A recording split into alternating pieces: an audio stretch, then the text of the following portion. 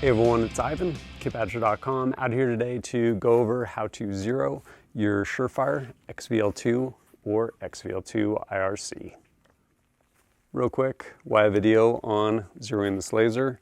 When I first put it on my Radian Model 1, it was really easy. I'm like, all right, little windage, little elevation, got it zeroed, went down, shot at Thunder Ranch, shot it out to like 500 yards. I'm like, this thing is great. Switched over to another gun. I'm like, I cannot get this thing zeroed. Like, I ran out of like windage or elevation. I actually sent it back to SureFire, and they sent it back to me, and it wasn't broken. Talked to Andrew over there at SureFire. He explained the science. There's basically some worm gears in here. So when you run out of windage or elevation, you haven't really ran out of it. It's just, it's bound up. So there's definitely a little nuance to it. So we'll go over that. Before we jump into that, probably deserve a quick discussion on what type of zero. You're like, I know the answer, converging. Wait, parallel, converging parallel, or the newest one. Honestly, it doesn't matter, like at all. What's way more important is that you actually know what your zero is, and consequently your holds and your offsets for your zero. If you want the best zero, completely subjective to what your paradigm is. If you're shooting at an indoor range at 25 yards, probably want a converging 25-yard zero. If your paradigm is different, find the one that best suits you and just learn it. So for my own part, usually shooting at about like 50 yards and in, shoot house as well as out here. So with that in mind, I'm gonna go ahead and get a converging zero at 50 yards. This thing's pretty cool. It has pretty much all of the things. Has a vis laser, IR laser, vis illuminator, IR illuminator. And the lasers are slaved together. So when we zero one, we're zeroed on both of them. So we want somewhere stable initially, like across the hood of our minivan. And I am at, I don't know, probably about 50 yards from my target. I'm gonna go ahead and look through my day optic, turn that thing down, and turn on the laser and see where they are in relation to each other. So looking through there, my laser's a little low left from where my dot is. Again, I want converging, so I'm gonna need to come up and right. For that, probably need a piece of brass. If only there was brass on this range under the snow. Having found my handy piece of brass, I'm gonna go ahead and make some bold adjustments while looking through my optic. Keep in mind, yes, it does say left, right, up, all that stuff on there. Does it matter? Not really. It's totally a matter of how this is oriented. Originally made for a pistol at 6 o'clock, now it's 12 o'clock on a rifle. So turn my laser on, throw this in here, look through there, and start making adjustments. I just brought it up. So come over to the side now, and I'm turning it too far the wrong way. And right about there, it looks like we're actually lined up, so that's pretty sweet. And once you have it close, you can go ahead and turn the brightness on your dot back up, because the green laser will wash it out if it's really light or really dim. And now I can see I need to come back over a tiny bit. And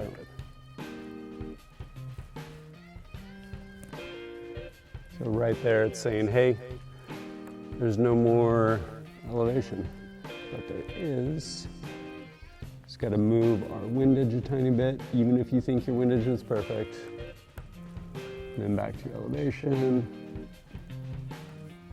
In the almost there. Perfect. Because of the way those worm gears move inside there, sometimes the laser will bind up. And you're like, I am out of windage, but my elevation is perfect.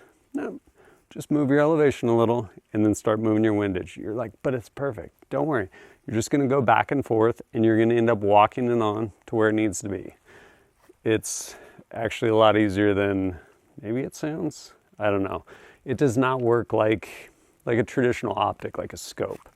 You're not just putting clicks for windage and clicks for elevation and moving left to right. Like, you're moving kind of in these little arcs. So just go back and forth. Now, of course, need to confirm it. May as well just, since I already have my shooting bag, shoot across my sweet minivan. All right, I'm gonna turn my dot back down, and so I can see mainly just my laser and send a couple rounds.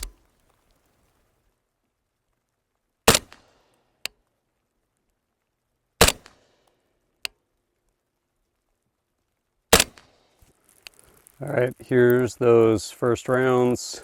Those 3 are there. Drop that one. I'm sure it's probably me. I will say putting a green dot on some brown cardboard with a green laser, probably not the best choice, but it's what I had. So yeah, I've confirmed it. I'm gonna go ahead and probably mess around, do a little shooting on steel, and then probably throw this thing into IR spectrum and do some shooting with it too. All right, let's get some weapon manipulation in here.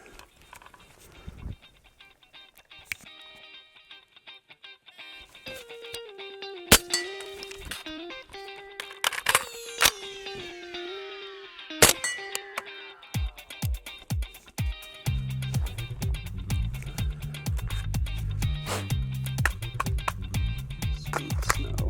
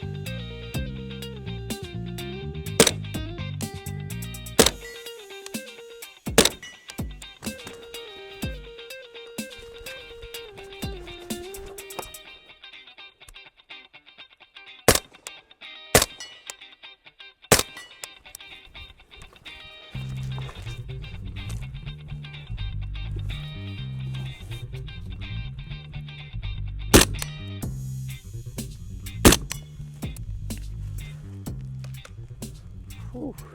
All right, let's go shoot in another spectrum. All right, in another spectrum. Let's do this. Lasers are pretty cool. All right, hopped in another spectrum.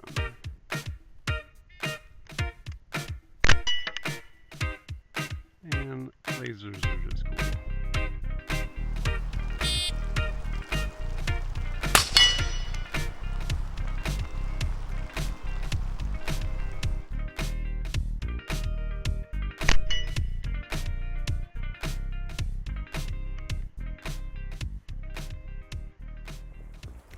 I wish I had more ammo because I enjoy shooting. I also wish the wind did not blow my tripod over, which was not very cool, but it happened.